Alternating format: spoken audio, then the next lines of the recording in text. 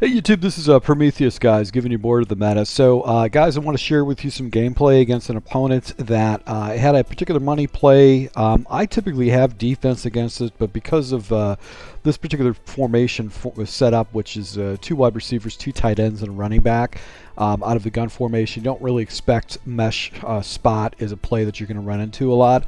But after a couple times this guy ran this play, I was like, okay, I'm going to use my standard defense. And the way my standard defense against mesh spot usually works, it doesn't work for this play because this play has got a little bit more unique design to it that can cause a lot of problems. So I was also blending in double A gap in my defensive setups and some other things. This guy was a run first person, but when he had the money, when the play was on the line, he needed a first down or something like that, he would jump into this mesh spot play. So let's go ahead and jump into this gameplay just so you can see some of the things I did on defense.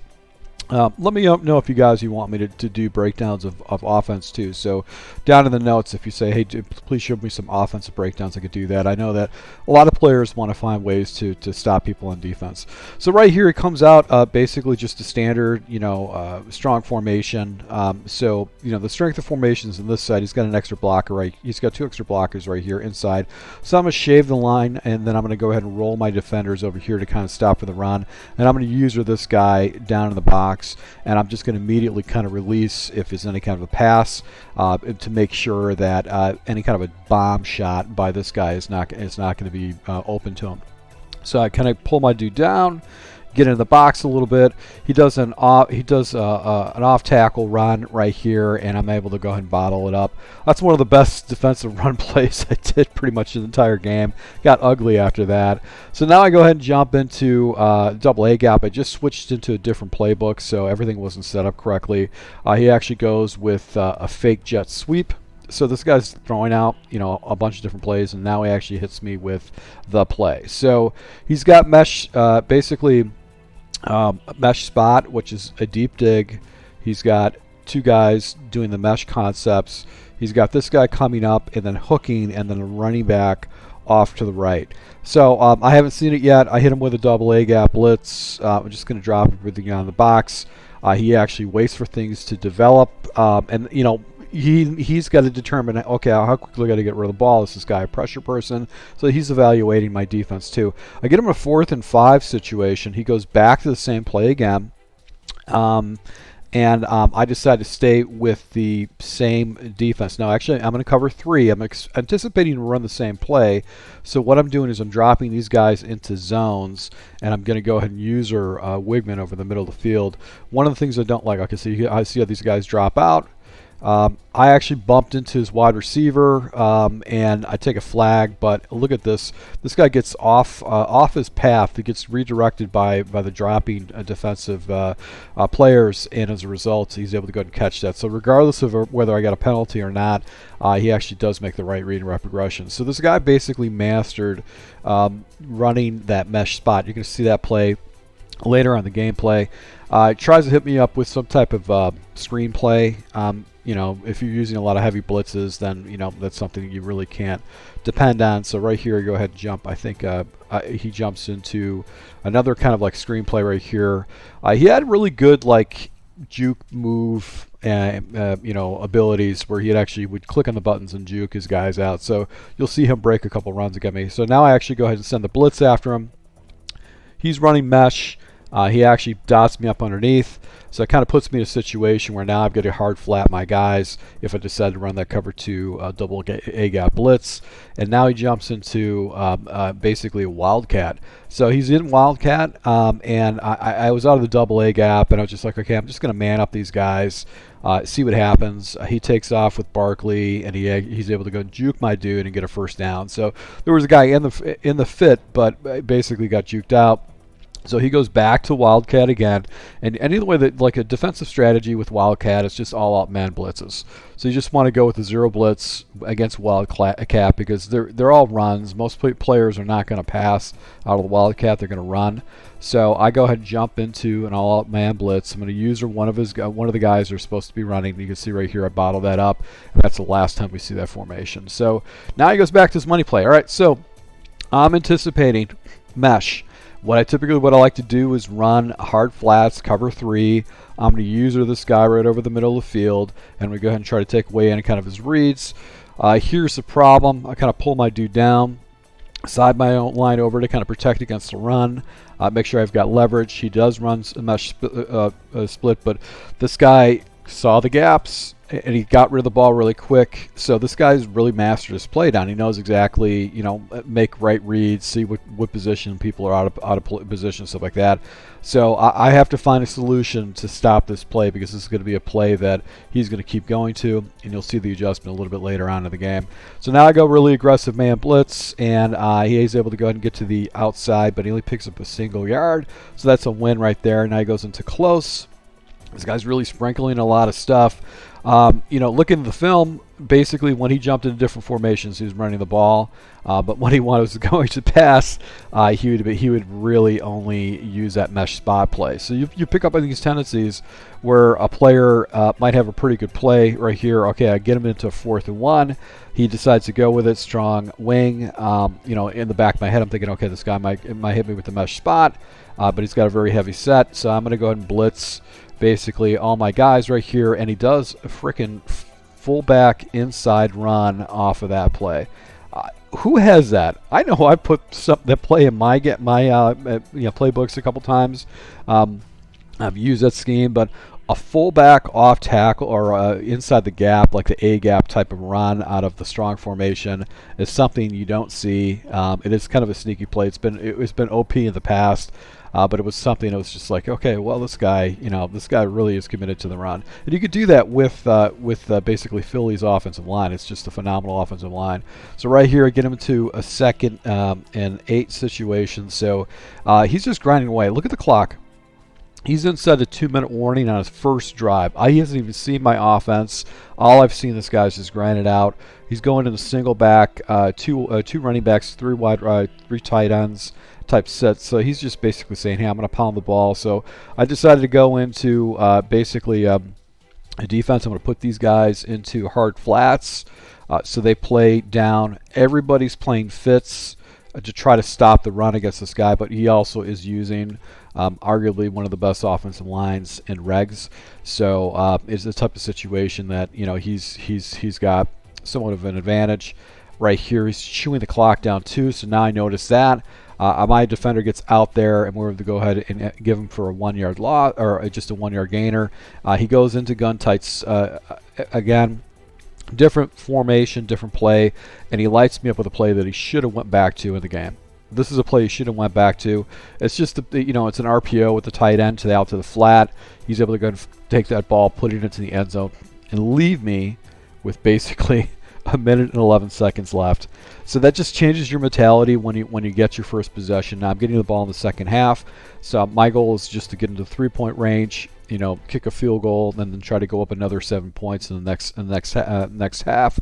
But he'd shoot up the clock, and it just, okay, you're like, okay, this guy could get the ball in the second half and never get the ball back to me and score. So he actually gets an interception. I forgot what happened. I think it was just a bad play. His guy undercut one of my corner routes and actually got underneath it and picked me off. So I decided to go ahead and jump into a play for this. So this is, once again, here's his mesh play. He's got, you know, his underneath routes. He's got a deep dig in. This is going to be a key. You'll see that how this plays in it. And this is a play that I've labbed out, so I know how it works, and I like this version of it. And then you got your little your wheel out.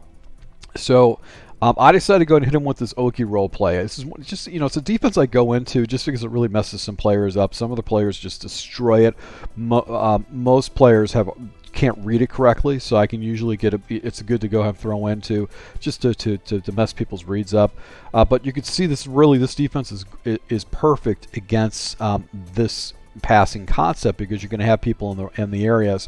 He tries throwing it to the running back. I'm slightly out of position, but the ball sails a little bit, and my defensive back is able to come down with it and get an interception. So we're going to come back to that defense. I'm going to show you how effectively this does take this away, and my responsibilities with my users. So I form tight.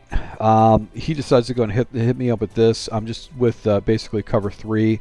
I'm just coming back to thinking this guy's going to use different variations of mesh because his play calling is really not complex at all. So box up my line right here. He goes with just an inside run, and he's able to fall forward for 2 yards. So now he goes and gun stack Y off. I'm going to go ahead and with the Tampa 2 blitz. So I'm blitzing all right now. And basically, I'm going to go ahead and drop my user down here into the box. And I think what I did is I tried to go ahead and put these guys in the curl. Okay, so I'm doing everything underneath. This guy hasn't shown me that he's going to throw deep. It's not his MO. He likes to run and does everything off. So I'm going to go ahead and put these guys into curl flats. I think I'm playing the sticks. So I want to get everybody to get down. And hopefully I can get the pressure in this guy's face before anything happens. You see the pressure comes in.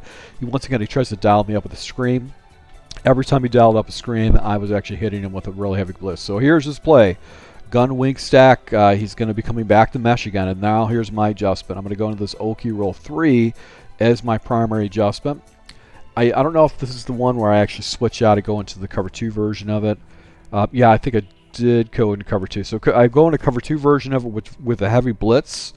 So what I want to do is I want to go and hit this guy with a massive blitz. So I just basically blitz all. And the pressure comes screaming off the edge. He's got to wait for that to actually come out. And as a result, I get him into 4th and 8th situation. So back to the same play again. Now I think I go ahead and try to hit him with basically a cover 2. I don't get it set up correctly because I was switching around. And this is where, you know, if you know how to play this, you're going to be able to hit your opponent over the top. So I didn't change my deep halves into hook zones. And as a result, because of this in route, they get underneath, and I had to play below to take away those fast readers. So there, that's one of the things when you master mesh, man, it could be very difficult to do. So this is a play that I actually jumped into that is going to pretty much take away all of his reads. So I'm in here right now, and I'm going to jump into this Okie roll 3. What this does is you've got a hard flat out here to take away any kind of a fast read, and then that route that comes underneath it is going to be covered up by all those yellow zones. And then if he goes into the hard flat, this will get picked up by the deep third, but there is a window of time that I've got to cover up with my user right there, and then and basically everything else is locked up with this play. This is going to be completely covered up. So he tries to do a running play out of that, and you can see the Okie roll actually does a really good job. I'm going to go back to the Okie roll once again for this play. I'm going to play hard flats because I don't want to have that drag on this backside get underneath coverage, or have coverage let it get past coverage. So I've got my guys playing sidelines, and my responsibility is to protect this little area right here. This is where he's going to try to throw with a quick read because there's going to be a gap in the coverage, and I have to get out there. So I'm going to go ahead and put my guy down in the box, kind of show this guy a blitz. And you can see how I'm actually going out to the running back. He freezes. He comes back to the deep end, and my defensive back actually falls into that passing lane that he actually hit before. So that was the defense that actually locked up that money play that this guy was using. And it wasn't like I was like, okay, this is the perfect defense for mesh. It's not something I would normally look at. But for him, he was having a hard time. So right here, he goes back to an I-form play, and he jukes my toots. There's a guy who was just like, you know, hitting buttons. He was just mashing buttons right here. I figured this guy, it's basically I'm up by 3 points. I figured he's going to go ahead and essentially just run the ball, get himself in the field goal range, hopefully get into the end zone. So I'm going to just go ahead and really commit to the run. I'm going to go ahead and go and cover 4, bunch my lineup, make sure I'm not going to give up any kind of bull yards. He goes with an off tap, actually with a power O, and look at this is my dude right here. I click onto and I ran him. I just got him out of position. Barkley gets a great block. He's got nothing but the sideline, and no one's around. So he's going house, but he's like, no, I'm afraid of this guy's offense. I think this guy's going to go ahead and be able to score on me. So he's ready to start clocking the game, ready to start clocking it. And I'm like, okay, I have to start burning timeouts against this guy. I'm going to go ahead and just do an all-out blitz against him.